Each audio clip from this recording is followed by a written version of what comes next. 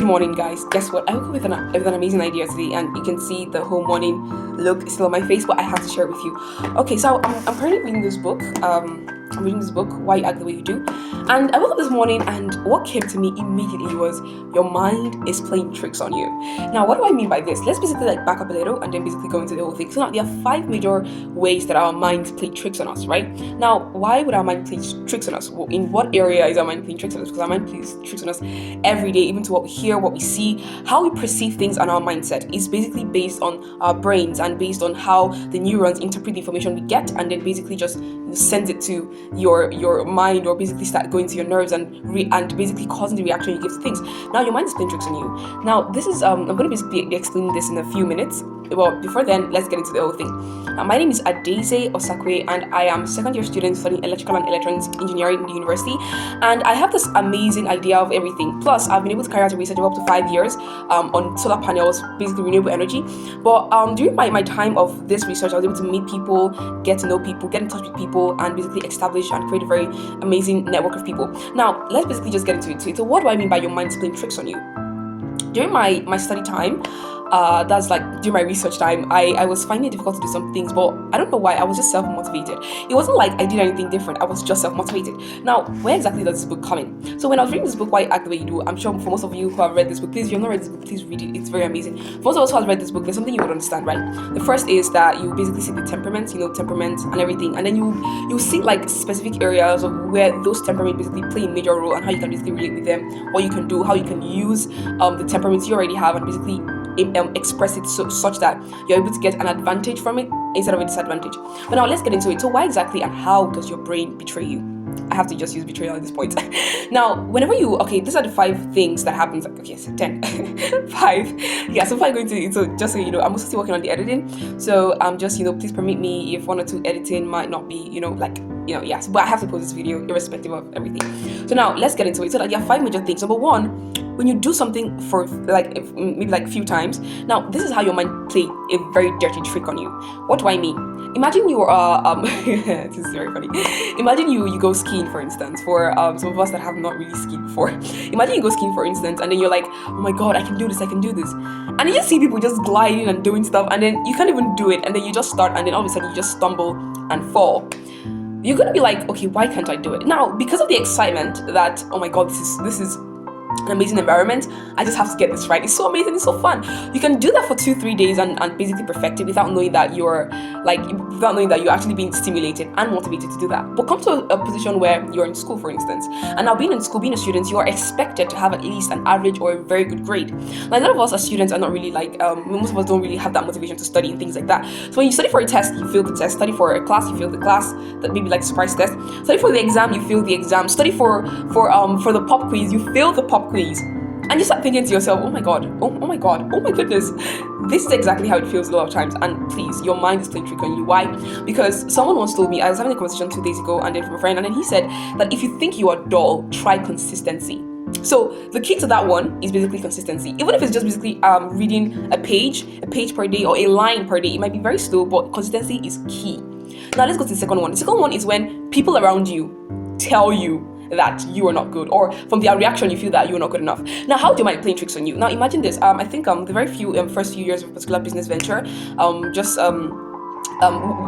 CEO was making huge losses for almost 7 years, and then he was not even budged by what any other person said concerning his business, because he wanted to do it. And today he's a multi-billionaire in that area. Now I won't mention names, but I'm sure you guys know who I'm talking about. So now let's basically come back to the whole thing. So apparently I just finished my first year in the university, and during my first year there was something that actually went on. We had this course. Sorry, I don't know if you can see my face. I just got a new haircut, so I'm trying to. Yeah, okay. So we had this course, chemistry, and now chemistry is actually I love this course, right? So we went for chemistry practical. There was something that we had to do, which is basically to be able to detect we should be able to detect some kind of chemicals in some kind of compounds and things like that, and detect if the compound is soluble or insoluble in excess of this and drops of this. Now it was very, very easy, because I did it in my secondary school, and I was very, very amazed. Oh my god, this is so amazing. So all of them to get to the hall, and I just saw some of my teammates they literally had no idea what was going on. And these guys are very, very good in other aspects. Some are very, very good in physics, some in math. And I was like, bro, this is just chemistry. And because and when I started asking them questions what exactly happened to you, and why were you not really like looking forward to doing all these things. Even if you didn't do it in secondary school, at least this is an opportunity to learn. And you would not believe what I was told. I was told that in their secondary school, what actually happened was that the lecturer or the teacher there did not really teach them the course properly, or the more this particular student tried to do something and he failed in it, apparently the teachers and students would basically backlash him for what has happened. So he just lost interest in chemistry, and he just can't wait to be done with chemistry first year and just basically move to the main engineering courses second year. And I was really intrigued by that. So now when people tell you that you're not good at something, you tend to not be good at it. Now this is why I say your mind is playing tricks on you. Imagine if I tell you that irrespective of who you are, your height, your weight, irrespective of anything, you can literally decide to become a multi-trillionaire, or you can basically decide to be a very well-paid and well-respected basketballer, irrespective of your height, because it's very necessary in basketball. Now, if I tell you this thing, and imagine you've not really gone to a place or like experience of being being opened up to things or people that have walked in this area, right? You're just going to be like susceptible to, yes, I can do it, right? Now, that's exactly the whole thing. So the key to this one is just to believe in yourself that you can actually do it. Now, this believing in yourself brings me to the third point where you yourself do not believe in yourself. Why would you not believe in yourself? Okay, backtrack here. Actually, for me, I had like this thing where I wasn't able to cope with myself and some things. I think in the past, I wasn't able to cope with myself because I was like, okay, I'm not worth it. Why do you think you're not worth it? You are worth every penny, irrespective of Hobbs and Shaw that says that human body is basically worth about £3 plus, but you're worth every penny. So okay, so now let's get back to it. So now you're worth a lot, and then the more you keep thinking that you're not, because of the people that you are around, because you feel that you're not able to fit into that caliber of people, or that caliber or that society of people who have been able to achieve more in their lives, then you feel that you're not worth it. Imagine I think when I was I attended some conferences, and then my current place of professionalism is not really like to that height. And then I went there, and then I just saw a lot of people, and thank God for confidence. You know, you can wear. I heard this from a particular podcast that you can wear a $10,000 suit and still act like and still make it a $3,000 suit because of your attitude towards the dress or in the dress. When you know that you are in a particular place and you are wearing something, it's like you're wearing your idea, you're wearing your knowledge. Act like it. The way you act and the confidence you have in yourself is what enables people to trust in you, right? So first you need to trust in yourself and even if no other person trusts in you. Dude, sis, trust in yourself. It is key. It's just a major thing. Okay, now let's go to the fourth one. Now this is actually the major thing. When you don't trust in yourself, then the fourth one is that you cannot really get other people to trust in you. Now a lot of us, when we tend to fail a lot of times because we can't really get others to trust in us. Now I'll just share this quick example with you, a quick story of my life. So when I was in just going to school, middle school thereabout, I had this experience with a teacher where I was not really doing good in my courses, not because I didn't want to, but because I was not really like here in the country we don't really like separate students into like the early stages of science, art, and commercial students early. So I was in some courses I didn't even like why would I even be studying literature when I literally don't like literature, like as a course, but I love literature. Like I love the piece, I love poetry, I love books, but the aspect of actually studying it, no, it's not my thing. So I was literally not doing well because I felt like since I was not doing good in that subject, I would fail in all, and I did fail in all, and it really affected me, for the meantime. So I had to do something. So one time my teacher just stood me up in class, and then she was like, Daisy, why would you be this bad in your courses? Why would you not even like try to do something good? I mean, you just scored a 3/20 in your test, and you're so happy about it. And I told her that when I get to my senior year, that is in secondary school, high school, in fact, when I get to high school, I'm going to be really good. And she was like, if you're good now, we believe that you can be good later. And I'm like, I don't need you to believe in what I can do. I just know I can do that.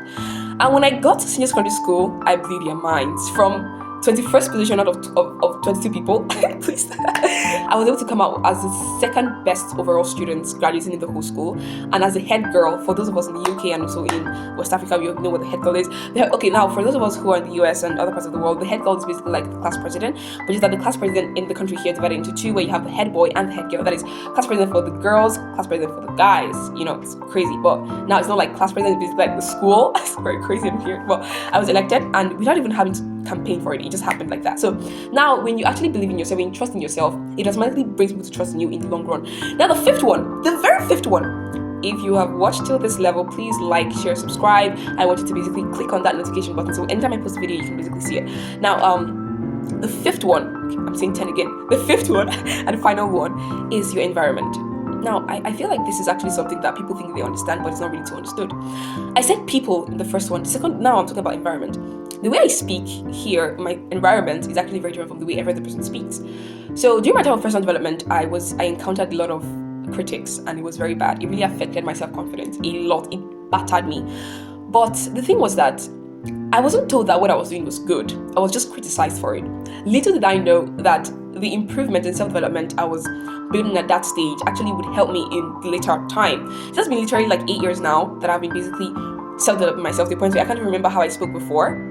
I think I was a child when this whole thing started. So I can't remember like the way I spoke before, But I started growing and improving. And whenever I speak, people call it an accent, and I'm like, okay, do I just like look at you and say that you are speaking in an accent? Like, bro, I don't do that. So why would you do that to me? It's quite weird and crazy at the same time. But that is exactly what happened. So your environment can play a very, very key role in bringing you down. And when they do that, your brain tends to adapt to it. Remember, in the beginning of this video, I said that your brain plays tricks on you. How? Because the way you perceive information, the way you perceive things is actually interpreted by your brains and sends you neurons to how you react to those information, and also affects your mindset. So now, whenever you're faced with this kind of environmental challenges, what I started doing was I started being indoor, right? I was literally like indoor for the better part of my life, and then I started building trust in myself. And the more I communicated with my family, the more natural it became to me, to a point where I didn't even know that it was actually changing until I got to my high school senior year. And then I was speaking in class, I asked a question, and all of a sudden my teacher was like, sorry, who is that? And I was like, oh my gosh, she doesn't know I'm the one. And then people started being literally interested in how I spoke, from being critics to how I spoke. I'm criticizing everything I do, the way I act and everything, and now bringing it back to, can we learn from you? So whenever you learn to embrace yourself, irrespective of your environment and surroundings, you always tend to be good and great in life. It's like a cheat code for everything. And that's why if you're not ready to book, please do, because it helps you understand yourself. It helps you understand the kind of person you are. It helps you understand how you can be able to do things in certain areas, right? So thank you so much for watching, and have an amazing week, or have an amazing day, or have an amazing year. Thank you so much. I'm gonna press this now. I know it's a bit dramatic, but anyway, bye.